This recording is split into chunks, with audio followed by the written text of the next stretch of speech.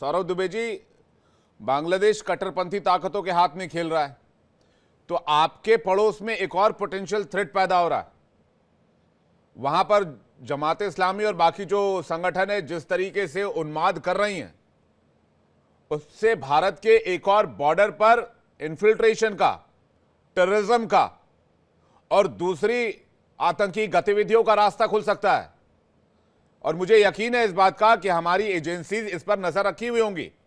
लेकिन बांग्लादेश में जो हालात, एक बहुत तगड़ा पोटेंशियल थ्रेट है वहां पर, जैसा कि पाकिस्तान से हम पिछले 75 सालों से ढोते आ रहे हैं। देखिए विवेक जी, आपने जो अभी बात की बॉर्डर की, मैं बार बार वही कह रहा हूं कि बॉर्डर पे लगातार 6 से 7 घटनाएं हो चुकी हैं। कुछ लोग जबरदस्ती हिंदुस्तान के अंदर घुसने की कोशिश कर रहे थे। बीएसएफ ने बाकायदे कार्रवाई करते हुए बॉर्डर पे ही उनको जो है पकड़ने का काम किया है। बॉर्डर के अंदर जरी सी भी बॉर्डर पे अगर हरकत हो रही है तो भारत सरकार, जो रक्षा मंत्रालय है, वो इतना मुस्तैदी से काम कर रहा है कि आप अभी गूगल करके या सर्च करके देख लीजिए, जो समाचार मिलेंगे आपको कि पिछले 7 बार जो है बांग्लादेश के अंदर कुछ अराजक तत्व हिंदुस्तान के अंदर घुसने का प्रयास कर रहे थे और उनको तत्काल पकड़ने का काम भारत की सरकार ने किया। सबसे पहली बात। दूसरी बात, जिस प्रकार से कट्टरपंथी की हम बात कर रहे हैं, कम से कम सैयद जवाद यहाँ पर बैठे हैं, इनको ये इन लोगों को देखना चाहिए कि आप हिंदुस्तान के अंदर जो है अल्पसंख्यक होने के नाते सारे अधिकारों के साथ अपनी जिंदगी को जो है खुले लोकतंत्र में जी रहे हैं, बोलने का अधिकार है आपको। और वहीं पर बांग्लादेश की जो स्थिति हिंदुओं की बन गई है, तो कम से कम जो मुसलमानों को एक मैसेज आपको देना चाहिए, क्योंकि देखिए सरकार तो अपना काम कर रही है, सरकार तो उधर भी बांग्लादेश में जो है उसके ऊपर उनसे बात करके कड़ी कार्रवाई करेगी। लेकिन यहाँ पर जो कांग्रेस समर्थक मुस्लिम भाई हमारे बैठे हैं, क्या ये लोग कभी एक मैसेज देते हैं? जब सीए की बात होती है तो चिल्लाने लगते हैं, एनआरसी की बात होती है तो चिल्लाने लगते हैं। इन लोगों को अब इसकी जरूरत पड़ रही है कि नहीं पड़ रही है? जिस प्रकार से अल्पसंख्यकों के साथ अत्याचार हो रहा है वहां पर, अगर यही सीए कानून होगा, यही सीए कानून के माध्यम से जो है लोगों को अपने अधिकार मिलेंगे, वो सुरक्षित होंगे, तो उस पर यही लोग चिल्लाने लगते हैं। क्या मुस्लिम होकर के भी एक ऐसा मैसेज इन्होंने अभी तक चैनल पे दिया? नहीं दिया सब जवाद भाई ने कि देखिए भारत हमारे लिए कितना सुरक्षित लोकतांत्रिक देश है। उल्टा ये भारत की बुराई कर रहे हैं, भारत की विदेश नीति की बुराई कर रहे हैं। ये राहुल गांधी जी के पर चिन्हों पर आगे बढ़ करके हिंदुस्तान की सारी चीजों को खराब बताने का प्रयास कर रहे हैं। कम से कम अभी जो बांग्लादेश से जुड़ी हुई बातें हैं, इनको बड़ी गंभीरता से वहां के जो लोग हैं। अरे सर, वो तो सवाल उठाएंगे ना सौरभ जी, लेकिन सोल्यूशन क्या है? ये तो भारत डिप्लोमेटिक चैनल से कर ही रहा हुआ, लेकिन सामने नजर क्यों नहीं आ रहा है कुछ? तपस हमारे साथ लगातार बने, वो बार बार कह रहे हैं वहां पर जुमे के बाद हालात बहुत खराब हो जाते हैं, मॉब निकलती है हिंदुओं को ढूंढने के लिए।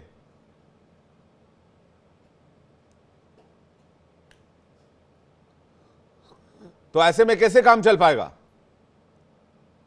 मॉब जस्टिस चलता है, मॉब जस्टिस। तपस कुछ कह रहे हैं, मॉब जस्टिस बताइए। मेरा तो गार्जियन नहीं है, मेरा नेता नहीं है, मेरा नेता नहीं है, लीडर नहीं है, मेरा गार्जियन नहीं है।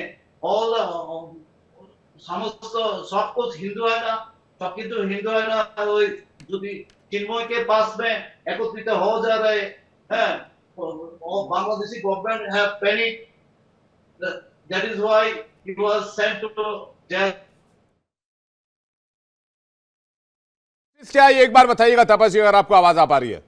आप कह रहे हैं कि मॉब जस्टिस, आप कह रहे जी, आप कह रहे हैं मॉब जस्टिस होता है। What is mob justice?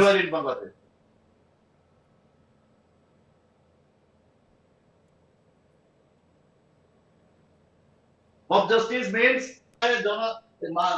जनता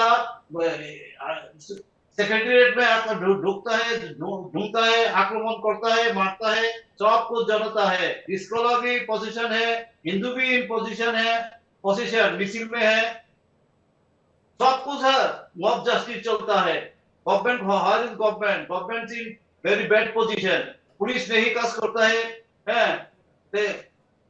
बांग्लादेशी तबीयत nowadays लास्ट 53 ईयर से बहुत खराब है भाई। विवेक जी, आप आए बांग्लादेश में, देखेंगे आपके चौक में, आपका आंखी में देखा है क्या अवस्था है, क्या सिचुएशन है इधर।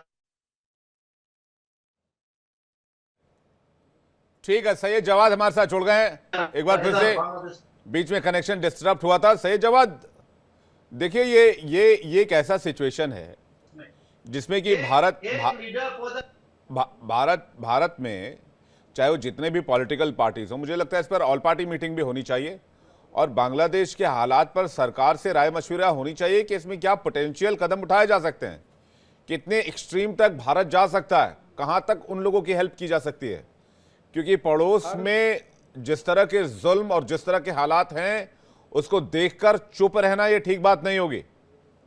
नहीं विवेक भाई, मुझे लगता है इस मुद्दे को लेकर के विपक्ष लगातार जो है अपनी आवाज उठाएगा और विदेश नीति हमारे यहाँ जो भी सहयोग चाहती होगी और उसको दिया भी जाएगा, लेकिन विपक्ष को सुने तो। आप विपक्ष को कटघरे में खड़ा कर देते हैं, विपक्ष को आपने बिल्कुल अपना एक तरीके से माना हुआ है, एक तरीके से दुश्मन माना हो कि आप विपक्ष कोई बात सुनना ही नहीं चाहते। आपको अगर कोई सजेशन दे रहा है तो लोकतंत्र में बैठ करके संवाद के साथ आपको जैसा सहयोग चाहिए होगा विदेश नीति पे आपको हमेशा मिलता चला आया, लेकिन लगातार अगर कोई आपको आग्रह करवा रहा है, आपसे लगातार रिक्वेस्ट कर रहा है कि वहां पर आपको इस तरीके की पॉलिसीज अपनाना चाहिए। मेरे ऊपर आप हमला कर दिए, मैंने लगातार लगभग अगस्त से पहले से मेरे तमाम इंटरव्यूज देख लीजिए, वीडियोस देख लीजिए, मैंने हमेशा वहां के अल्पसंख्यकों के लिए और खास तौर से अपने हिंदू भाइयों के लिए आवाज बुलंद करी है। लेकिन बड़ा अफसोस होता है विवेक भाई, अफसोस के साथ ये कहना पड़ रहा है कि जब हम इस सरकार से तवक्को करते हैं तब ये लोगों का पहले हित नहीं देखती है, सबसे पहले सरकार अपने चंद उद्योगपति मित्रों का जो है वो हित देखती है। मैंने इसीलिए कहा, लेकिन इन्होंने कोई स्पष्ट जवाब नहीं। आज कैलाश मानसरोवर यात्रा रुकी हुई है, उसके ऊपर ये आज तक कोई स्पष्टीकरण नहीं देते हैं। मैंने तमाम ऐसी नजीरें आपके सामने रख दी, लेकिन उस पर जवाब नहीं है, गोल मटोल जवाब करेंगे। सिर्फ जबानी जमा खर्च करने से काम नहीं होगा, हमको सबको मिल करके, आपको विपक्ष के साथ में तमाम पॉलिटिकल पार्टीज के साथ आपको चर्चा करके एक ठोस और एक मजबूत कदम उठाना होगा। होते रहेंगे आपके व्यापारिक मित्रों के हित होते रहेंगे, लेकिन मानवता का हित सबसे बड़ा है। आपको एक कठोर सख्त जवाब जो है, जवाब की उम्मीद हम करते हैं, तवक्को करते हैं। अगर वहां पे जुल्म और ज्यादती हो रही है तो सोचिए भारत के लिए कितना बड़ा थ्रेट है। एक वो पाकिस्तान है, ठीक है, उसके बाद ये दूसरा पाकिस्तान, आप जिस तरीके की आपने अभी बात करी, इसी चिंता को लेकर के हम बोल रहे हैं कि दोनों तरफ, तीन तरफ से भारत को जो है वो नुकसान पहुंचाने की कोशिशें करी जाएंगी, हालांकि ये कामयाब नहीं होंगी। हमारी सेना, हमारे जो बड़े बड़े ऑफिसर्स हैं वो हमेशा मुंह तोड़ जवाब, लेकिन हमेशा अरे चुपो, बीच में मत बोलो, खामोश बैठो, लगातार बैठते बोलते रहते हो यार। परेशान मत हो भाई, परेशान मत हो। हिंदुस्तान में हमारे ऊपर टारगेट करके हिंदुस्तान का मजा लो। अरे तुम्हारे मजे ले लेंगे अभी लोग, ज्यादा ना बोला करो भाई, हिंदुस्तान मजे ले लेंगे। हिंदुस्तान में आनंद लीजिए जब बात भाई, इतना मत भड़क भाई, तुम्हारे रहने नहीं है, इतना तनाव में क्यों? मुझे तनाव में क्यों? क्या हो गया? हाँ, तनाव इसलिए है क्योंकि हमारी सरकार एक मजबूत तो नहीं कर रहे आप, मुझे अफसोस है, तो नहीं कर रहे, अंबल और बहराइच की तैयारी ऐसी तो नहीं कर रहे कुछ। ध्यान रखिए, जनता बड़ी कार्रवाई से काम करता है। नकली लोगों को योगी आदित्यनाथ की सरकार है, ध्यान रखिएगा, ध्यान रखना मेरे भाई, योगी आदित्यनाथ की सरकार है। गलती से भी गलती, सुनो धमकी वाले ना जाने कितने आए चले गए, तनाव में मत रहिए, जाने आए और कितने चले गए, आराम से रिलैक्स रहो। और ये जो मैसेज है ना अपना, ये राहुल गांधी जी को दो, राहुल गांधी जी को दो, आदरणीय राहुल गांधी जी, कि कम से कम वो संसद चलने दें।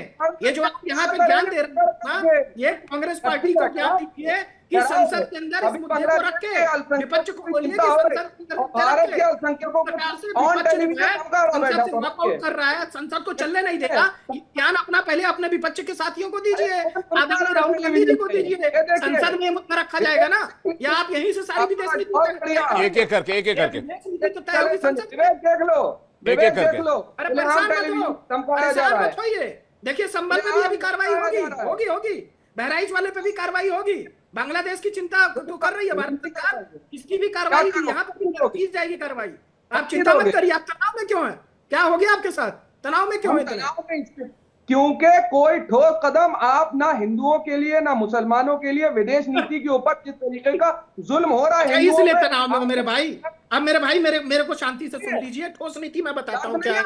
इतना संयम जवाब हमारे भाई, आप जितनी अच्छे विचार रखते हैं चैनल पे, यही विचार आदरणीय राहुल गांधी जी के सामने क्यों नहीं रखते?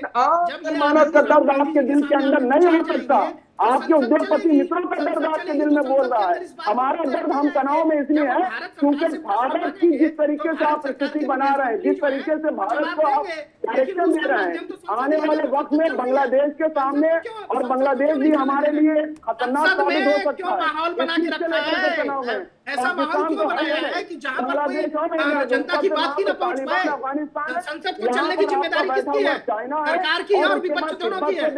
ये बताइए, राहुल गांधी जी को आपने कोई मैसेज दिया भाई साहब? पता तुम्हें? एक एक करके देखिए विवेक भाई, मुझे और लगातार हमें मौका दीजिए इनको आराम से। कितना इनकी एक तो आवाज भी नहीं आ रही, ऊपर से तनाव एक एक करके, ठीक है, एक एक करके। सौरभ द्विवेदी उसके बाद तपस जी के पास जा रहे हैं। सौरभ द्विवेदी जी, देखिए, सैयद जवाद जी बढ़िया बात रखते हैं, उनकी मुद्दे वाली बात रखते हैं, लेकिन यह मुद्दा जो है कम से कम जो है राहुल गांधी जी को क्यों नहीं जाके बता देते हैं? यहाँ पर कांग्रेस इतने बड़े चिंतक हैं ये जो है, तो विपक्ष को ये मैसेज क्यों नहीं देते कि संसद के अंदर इस प्रश्न को भारत सरकार से पूछा जाए तो वहां पर जयशंकर प्रसाद जी इनको उत्तर देंगे।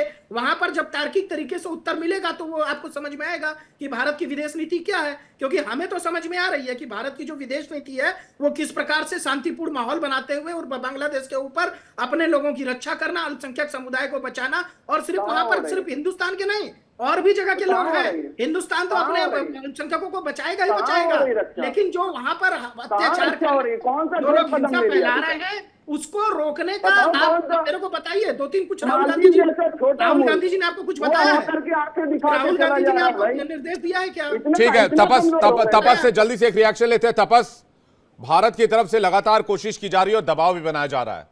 भारत का एक करीबी मुल्क रहा है बांग्लादेश, लेकिन बांग्लादेश में जो हालात हैं, भारत न सिर्फ उसकी निंदा करता है बल्कि भारत ने कड़ी शब्दों में वहां की सरकार से आपत्ति भी जाहिर की है और उम्मीद है हालात बदलने चाहिए। लेकिन मैं आपसे यह जानना चाहूंगा कि वहां आप लोग मिलकर कोई कोशिश कर रहे हैं, क्योंकि हिंदुओं की आबादी 1 करोड़ 31 लाख के करीब है बांग्लादेश में। आप लोग अपनी तरफ से क्या कोशिश कर रहे हैं?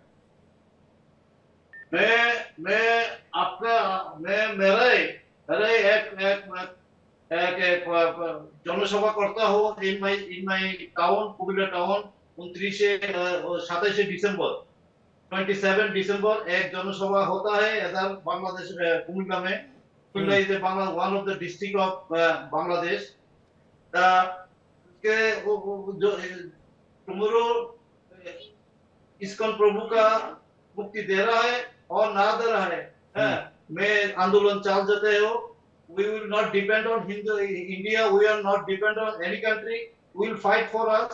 We will fight for. We may die, but we will fight. For Bangladesh. बिल्कुल, लेकिन मैं आपको यकीन दिलाना चाहता हूं तपस, भारत आपके साथ वहां पर जो भी जुल्म और ज्यादती हो रहा है उसके खिलाफ हर वक्त खड़ा है और भारत लगातार प्रेशर बनाता रहेगा। हेलो बेटा। मिस्टर विकास के साथ कौन है? बस बेटा थोड़ी देर और। वो मिस्टर विकास की फाइल आप पॉलिसी बाजार।